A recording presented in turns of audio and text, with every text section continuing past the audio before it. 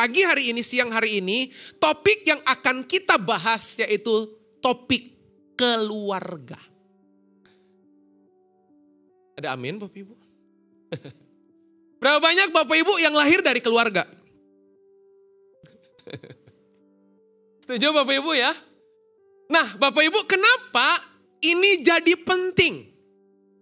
Ini jadi penting sederhana karena Tuhan yang Anda sembah, Tuhan yang Anda sembah, yang sejak awal Anda masuk ke ruangan ini dan Anda angkat tangan untuk menyembah Dia, Dia selalu memulai seluruh misi dan pekerjaannya selalu lewat keluarga.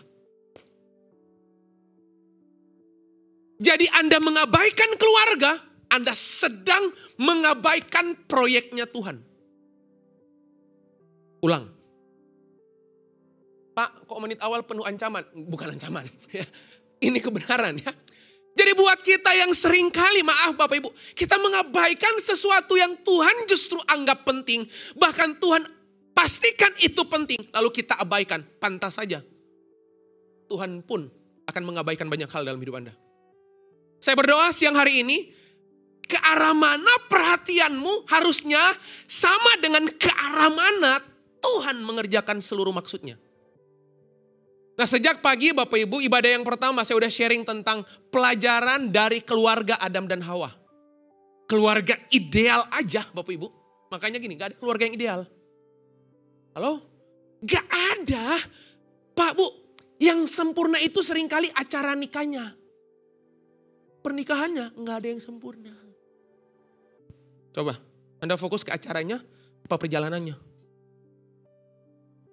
Kok diam Bapak Ibu? Halo? Di pasal 2 kitab Kejadian, Tuhan bentuk keluarga. Pasal 3 langsung ada serangan. Halo? Harusnya kan kalau Tuhan yang bentuk keluarga di pasal 2, serangan 20 tahun kemudian. 20 pasal kemudian. Alkitab gak menulis itu. Alkitab yang saya baca, yang saudara juga baca. Pasal 2, Tuhan create family, Tuhan create keluarga. Pasal 3, iblis menyerang Hawa. Ibadah yang kedua, saya sudah bahas tentang pelajaran dari Abraham dan Sarah. Bapak segala orang beriman, sampai kehilangan iman. Paham Bapak Ibu? Abraham itu takdirnya, identitasnya itu gini. Engkau akan menjadi bapa banyak bangsa dan itu sebabnya orang akan menyebut engkau bapa segala orang beriman. Serangannya di iman. Nah, siang ini Bapak Ibu, saya mau sharing tentang pelajaran dari Ananias dan Safira. Ada di Alkitab. Oke? Jadi ragam pelajaran itu Bapak Ibu, itu beragam maksud dan pembelajaran penting buat keluarga. Nah sebelum saya mengajak Bapak Ibu melihat PowerPoint saya, Bapak Ibu, mari kita akan melihat sebentar Kisah Rasul pasal yang kelima. Ayat 1 sampai yang kedua. Oke? Kisah Rasul pasal yang kelima ayat 1 sampai yang kedua. Ada seorang lain yang bernama Ananias. Bapak Ibu tahu nggak? Ananias dan Safira itu jemaat mula-mula di Yerusalem.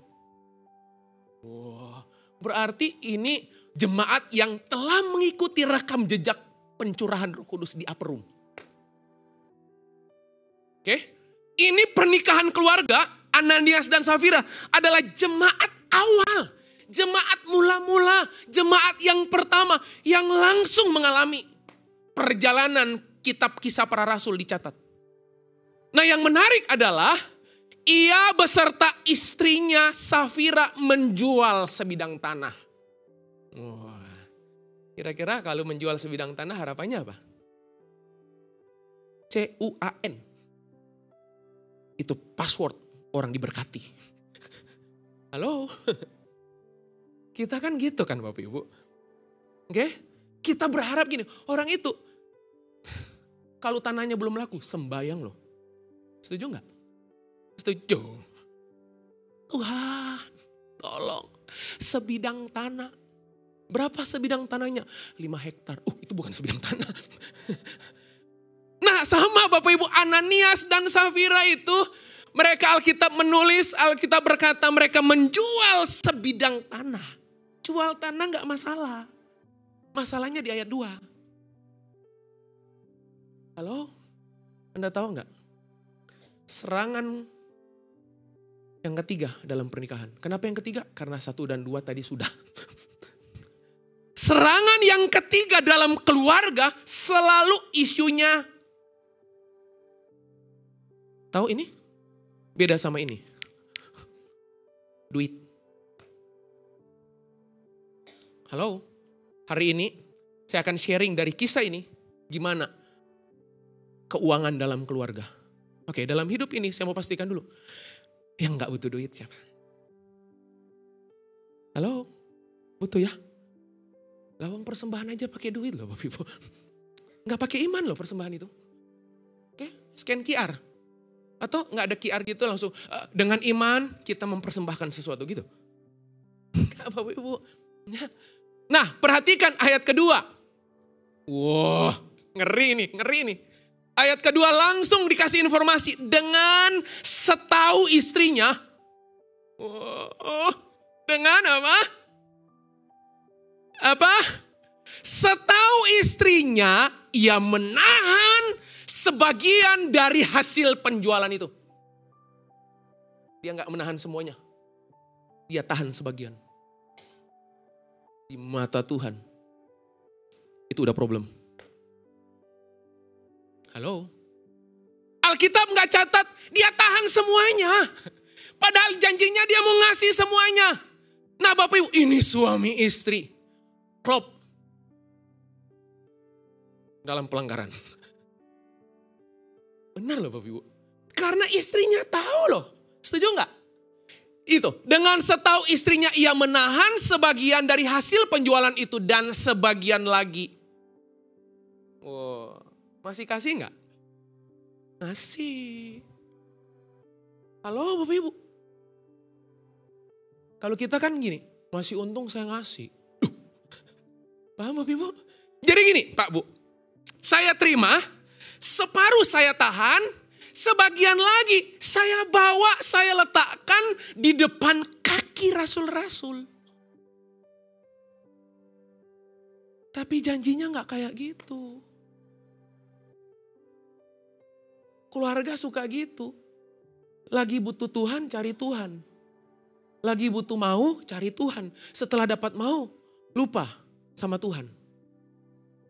Oke? Lalu kemudian problem lagi, cari lagi. Jadi gini memang, kita itu gampang cari Tuhan kalau ada masalah. Makanya Tuhan kasih masalah. Supaya Anda selalu cari, jangan sampai Bapak Ibu ya. Nah sekarang Bapak Ibu, yang ketiga saya akan sharing kepada Anda. Pelajaran dari Ananias dan Safira terkait tentang isu keuangan dalam keluarga. Perhatikan baik-baik. Itu salah satu konflik terpanjang dan terlama dalam pertempuran pernikahan dan keluarga. Kenapa? Bukan saya yang bilang. Alkitabmu itu telah meletakkan sebuah contoh dan beberapa contoh. Bahwa isu keuangan selalu isu krusial dalam pertempuran sengit. Pernikahan hancur, keluarga berantakan. Setuju Bapak Ibu? Setuju ya? Nah, Alkitab jelaskan memang. Sekarang tampilkan PowerPoint saya. Kita akan sama-sama belajar Bapak Ibu pagi hari ini, siang hari ini keuangan dalam keluarga. Next slide. Nah prinsip dasar yang pertama Bapak Ibu. Kalau Anda pingin dalam sebuah pernikahan dan keluarga Anda mengalami berkat yang unlimited. Berkat di mana ada penyediaan Tuhan dalam hidup Anda. Suami dan istri harus deal dengan prinsip pertama. Suami dan istri harus sepakat dengan hal yang pertama ini. Sebab di balik kata sepakat selalu Alkitab mencatat minta apa saja aku kasih. Halo? Loh, ada ayatnya. Coba, saat kapan Tuhan bilangin, minta apa saja aku kasih, coba. Minta apa saja. Pas kapan itu? Oke, pas kapan? Waktu suami istri bersepakat. Makanya gini, kalau Anda gak pernah bersepakat di area keuangan, Anda gak pernah bersepakat di area ini, susah Bapak Ibu ngalami terobosan-terobosan di bisnis dan keuangan. Halo? Bapak Ibu lihat prinsip pertama. Lihat, bahwa sesuatu harus diberkati sebelum dapat dilipat gandakan.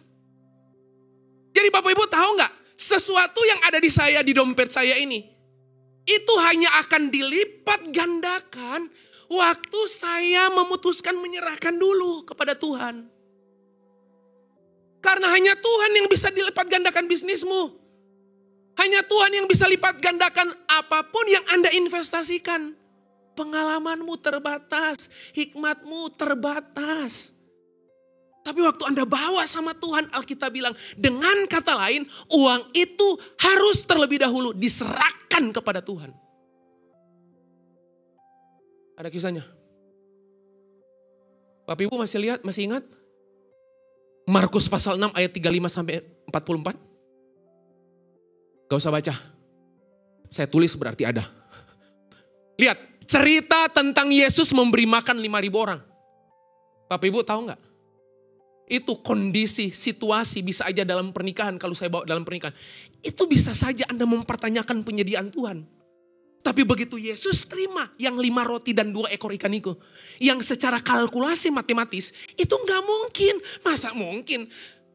Di atas restoran, di dalam sebuah restoran. Yang hadir makan 5.000. Yang Anda pesan cuma 5 roti dan 2 ekor ikan. Cukup nggak? Habis ini sebanyak ini sebanyak ini, saya undang makan. Di Mall of Indonesia. Terus yang saya pesan cuman 5 roti, 2 ekor ikan.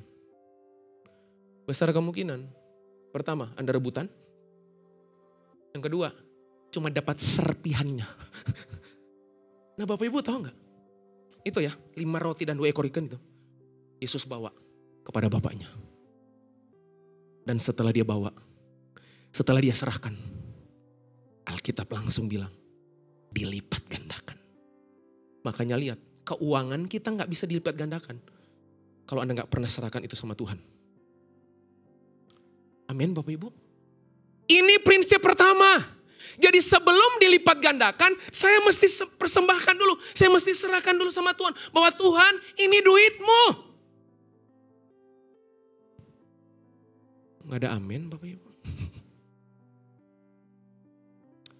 Memang khotbah keuangan tantangan tersendiri buat pendeta Bapak Ibu. Tapi kalau khotbah berkat dalam keuangan, tatapan itu nggak apa-apa. Prinsip nomor 2. Lanjut. Lihat, Anda mau tahu nggak? Kualitas seseorang itu, kualitas orang itu, kualitas. Lihat. Sikap seorang terhadap uang, sikap seseorang terhadap uang menjadi parameter bagi karakternya, kualitas imannya, dan kerohaniannya. Jadi kalau Anda pingin tahu, pingin lihat orang itu, seseorang itu punya kualitas di area karakternya, suruh dia pegang duit.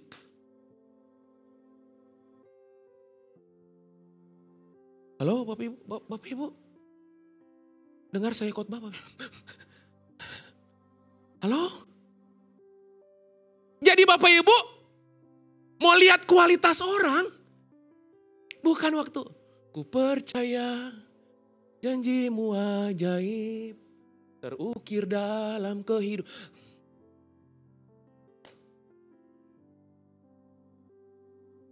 Lihat. Karakter itu terekspos dari sikap dia terhadap duit. Bahkan bukan cuman karakternya, Alkitab bilang kualitas iman seseorang. Bukan waktu di mimbar sini. Halo Bapak Ibu. Kualitas iman saya, iman saudara itu, Anda bergantung penuh sama Tuhan, atau Anda menjadikan Tuhan hanya sebagai alat, itu terlihat dari bagaimana Anda megang duit. Makanya di situ dikatakan bagi karakter, kualitas iman, dan kerohanian. Mau tahu nggak orang itu rohani dari apa nggak? Uang. Makanya di Alkitab, isu keuangan itu bukan isu manajemen. Isu keuangan itu isu spiritualitas. Begitu problem di duit, Problemnya bukan di manajemennya. Problemnya di hati yang terbagi. Yesus yang ngajar. Anda gak bisa mengabdi kepada dua Tuhan. Ingat? Berarti sejak awal isu keuangan itu bukan isu manajemen dulu. Ya memang isu manajemen nomor 2. Nomor 1 Alkitab ngajar, saya pelajari. Enggak kok. Tapi lebih kepada isu spiritual. Makanya Bapak Ibu lihat cerita tentang orang muda yang kaya. Datang sama Yesus kan? Guru, perbuatan baik apa yang harus aku lakukan supaya aku menerima hidup yang kekal? Anda tahu jawaban Yesus apa? Lakukan hukum Taurat. Jawabannya orang muda itu apa? Sudah. Sudahnya percaya diri. Sudah guru.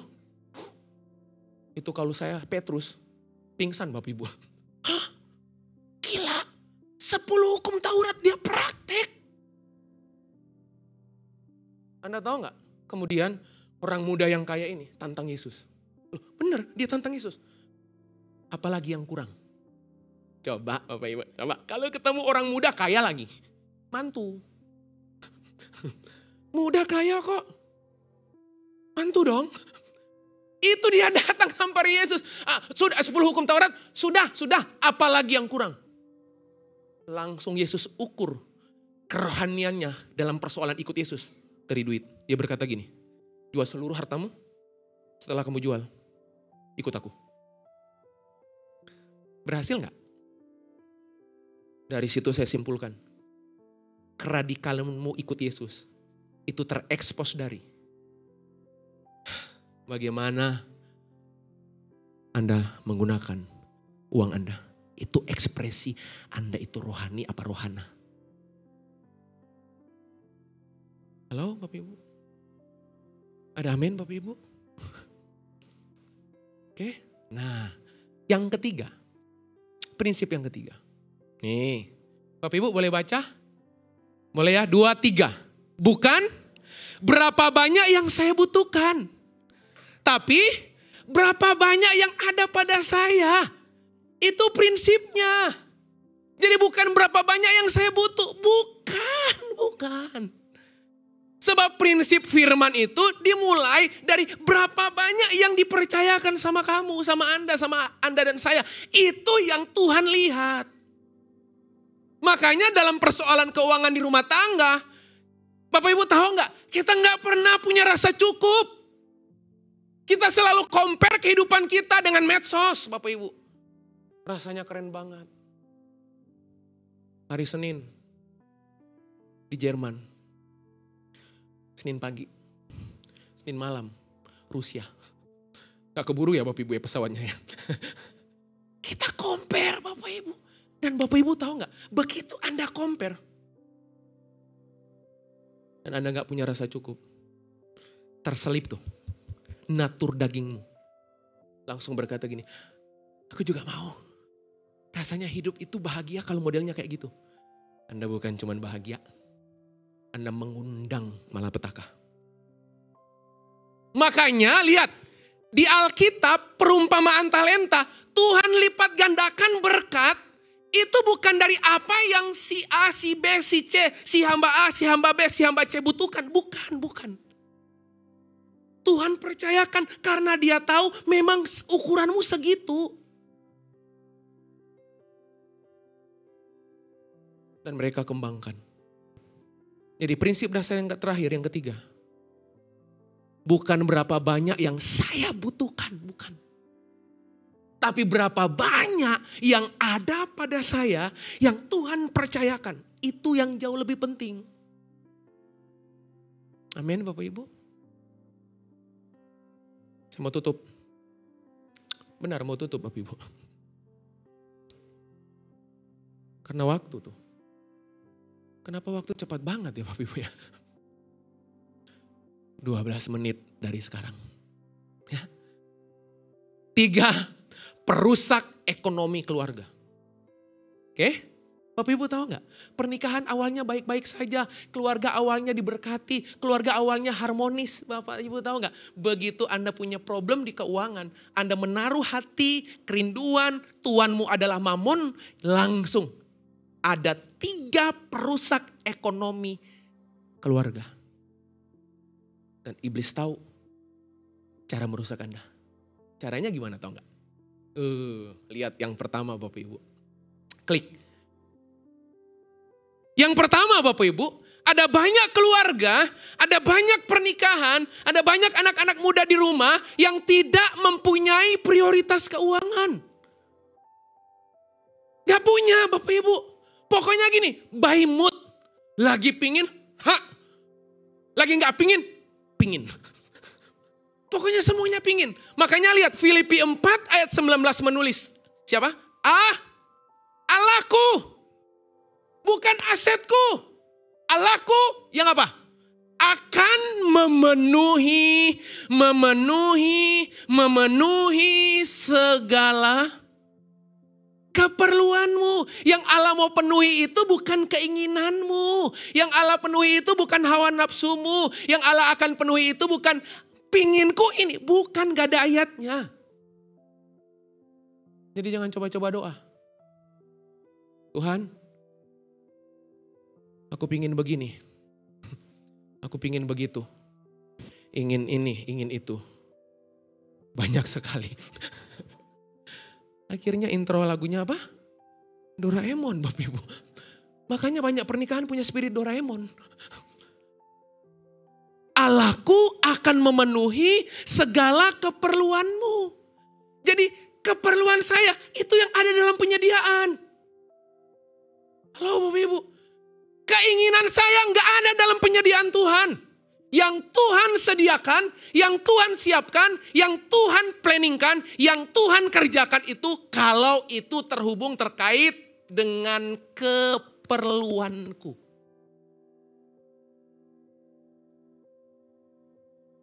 Lihat, itu poin pertama. Yang Allah akan penuhi adalah keperluan atau kebutuhan kita, bukan keinginan kita. Karena jelas ayat ini bilang, yang namanya kebutuhan itu menghasilkan penyediaan. Setuju? Yang namanya apa? Keinginan menghasilkan kehancuran. Makanya lihat, Anda tahu nggak? Cara kerjanya berhala. Alkitab bilang, modus operandinya berhala tahu nggak? Awalnya gini, Anda terpikat, baru Anda terikat. Anda nggak langsung terikat oleh mamon, enggak. Anda terpikat dulu dengan gaya hidup orang lain. Oke? Anda terpikat pada gaya hidup orang lain, Anda tertarik pada gaya hidup orang lain, yang gaya hidup itu belum dianugerahkan kepada Anda, belum waktunya. Tiba-tiba Anda menyemplung ke situ. Anda berbisnis hanya gara-gara dengar dari apa kata orang. Bisnis itu cuan. Dan fatalnya gini, Tuhan gak perintahkan Anda di bisnis itu. Anda nyemplung, Anda korbankan pernikahan dan keluargamu. Halo Bapak Ibu. Itu banyak terjadi Bapak Ibu. Itu sebabnya dengar baik-baik. Waktu saya punya kebutuhan, itu ada dalam rangkaian penyediaan Tuhan. Tapi waktu saya punya keinginan, itu justru mengantar saya hidup dalam kehancuran. Anda tahu nggak? Salah satu pintu masuk kehancuran keluarga.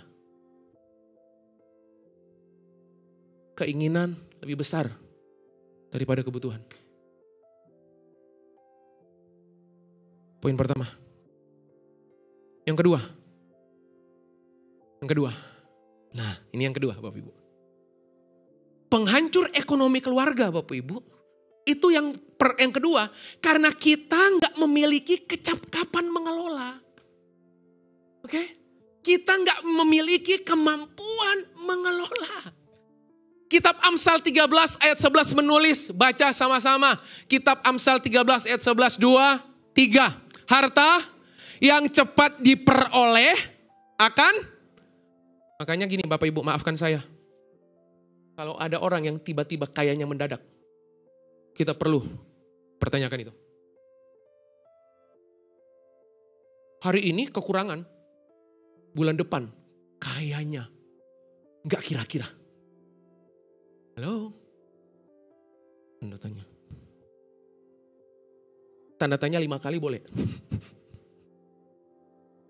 Karena Alkitab menulis harta yang cepat diperoleh justru akan berkurang. Karena yang cepat diperoleh seringkali melanggar integritas, seringkali melanggar firman. Karena kita ingin segera mendapatkannya.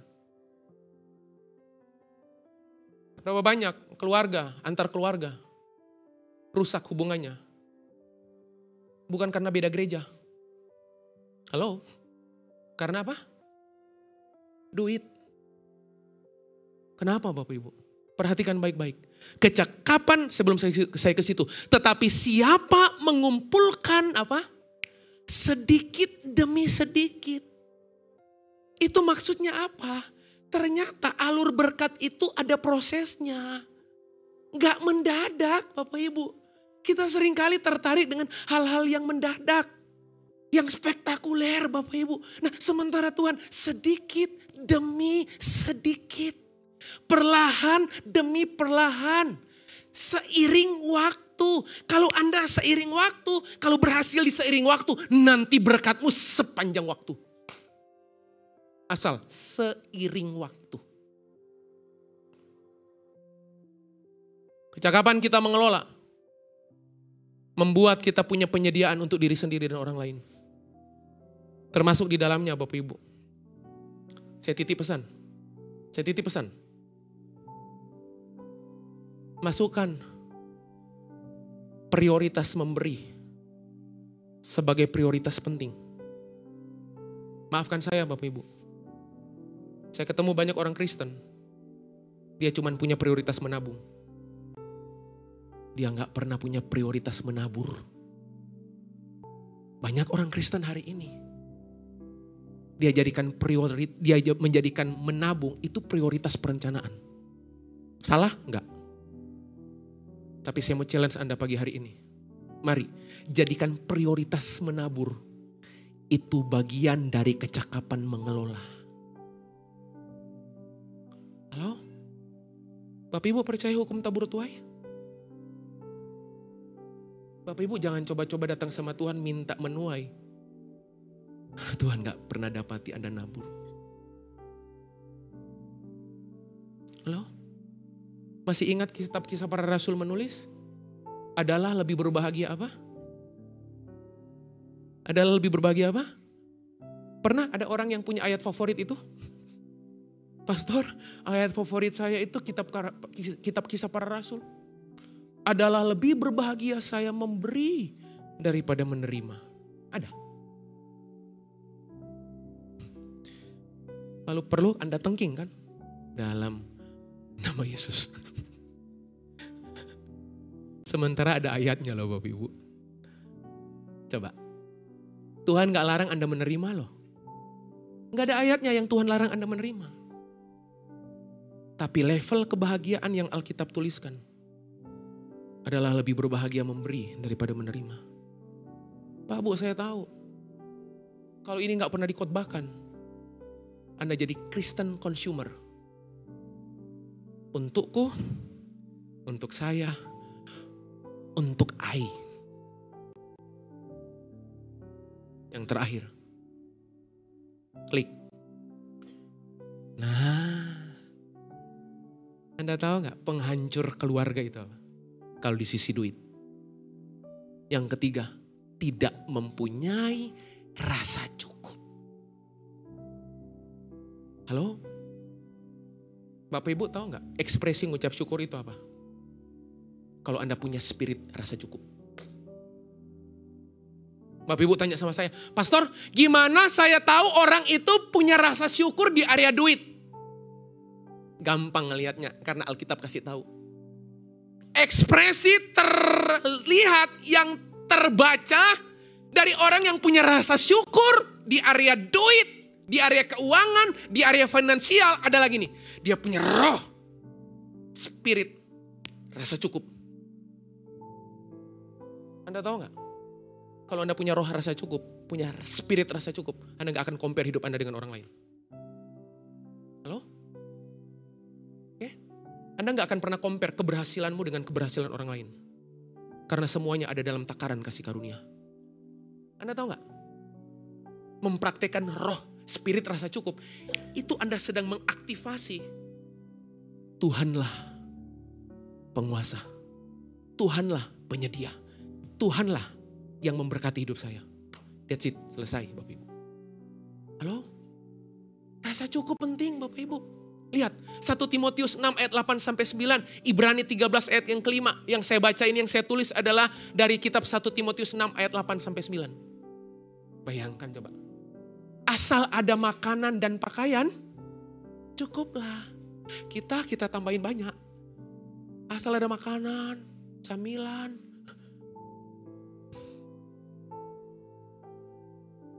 Bukan kemudian kita menolak, bukan.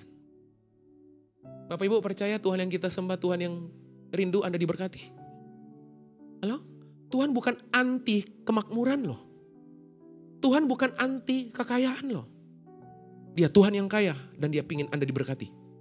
Tapi masalahnya di sini. Lihat ayat yang ke-9. Tetapi mereka yang ingin kaya, tuh kan? Itu gak pernah ada ayat. Tetapi mereka yang butuh kaya, gak ada. Gak ada, selalu ingin. Kitab Yakobus menulis selalu keinginan itu menjerat Anda. Tetapi mereka yang ingin kaya, coba. Ingin kaya. Dalam terjemahan yang lain, pingin cepat kaya. Langsung Tuhan bilang, nih ayat buat kamu. Apa? Diberkati. Seperti doa Yabes. Gak ada. Terjatuh ke dalam pencobaan. Aduh kasihan banget. Udah jatuh pencobaan. Terjerat. Udah terjerat. Hampa terasa Bapak Ibu. Dan celaka. Udah hampa, celaka, tenggelam. Udah tenggelam, runtuh. Udah runtuh. Binasa. Jatuhnya 7 kali. Angka sempurna. Coba Anda hitung. 7. Kita gak bisa memiliki pengaturan keuangan yang bertanggung jawab sebelum kita memiliki rasa cukup. Syukuri Bapak Ibu ya apa yang dipercayakan hari ini di dalam rumah tangga Anda. Oke? Syukuri Bapak Ibu. Begitu Anda bersyukur, itu pemantik Tuhan segera melepaskan banyak hal dalam hidup Anda. Amin Bapak Ibu. Selamat siang. Tuhan Yesus memberkati Bapak Ibu. Mari bangkit berdiri. Mari bangkit berdiri Bapak Ibu. Buka kedua tanganmu. Buka dua tanganmu Bapak Ibu siang hari ini. Makasih Tuhan. Makasih.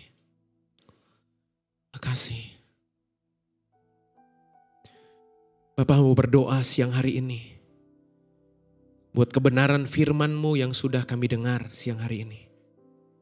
Buat kebenaran firman-Mu yang sudah Tuhan perdengarkan siang hari ini. Tuhan, Kau berjanji, cara kami menyikapi firman-Mu itu akan menentukan cara Tuhan memberkati kami. Cara kami mendengar firman dan meresponinya, itu menentukan Tuhan berkati apa enggak. Biar siang hari ini Tuhan dapati umat-Mu di ruangan ini meresponi dengan hati yang benar. Meresponi dengan sikap yang benar. Meresponi dengan cara yang benar. Dan firman-Mu jamin, Tuhan akan menyediakan apa yang kami perlukan. Menurut kekayaan dan kemuliaan-Mu. Hamba-Mu selesai. Tolong setiap kami. Keluarga-keluarga yang sedang mengalami persoalan-persoalan rumah tangga di area keuangan. Biar kebenaran ini jadi jawaban. Biar kebenaran ini jadi tuntunan untuk kami melewati semua hal. Dan Tuhan akan melihat kami menang dan berkemenangan. Terima kasih, berkati pekerjaan kami. Berkati pernikahan kami. Berkati keluarga kami Tuhan. Terima kasih Bapa. Hanya di dalam dan demi nama Yesus. Kami sudah berdoa, kami mengucap syukur.